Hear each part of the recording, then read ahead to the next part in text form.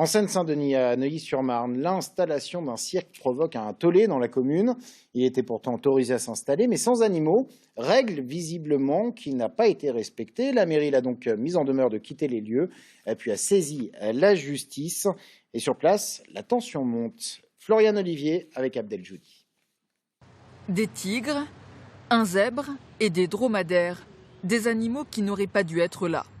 Le contrat signé entre la mairie et le cirque Europa stipulait que le spectacle ne devait pas présenter d'animaux. Le maire dénonce le non-respect de cet accord.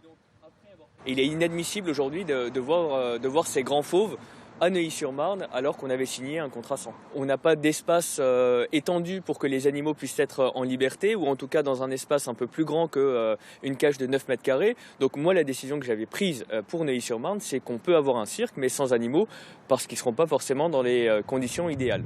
Une trentaine d'animaux sont présents dans ce cirque familial. Ils apparaissent dans la moitié des numéros.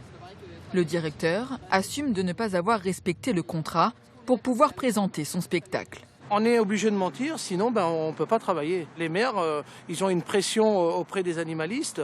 Alors pour être tranquille, ils ne prennent pas de cirque. Mais ce qu'il y a, c'est que le cirque, il faut qu'il vive, il faut qu'il travaille, il faut qu'on mange.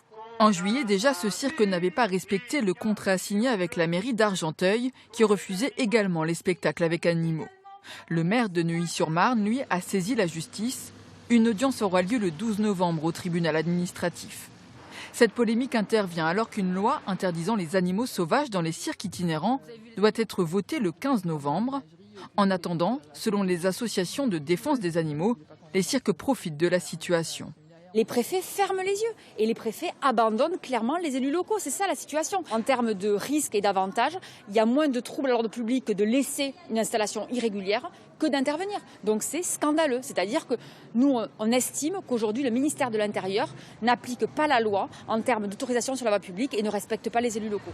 Une fois la loi votée, les cirques itinérants auront un délai de 7 ans pour arrêter totalement les représentations avec des animaux sauvages.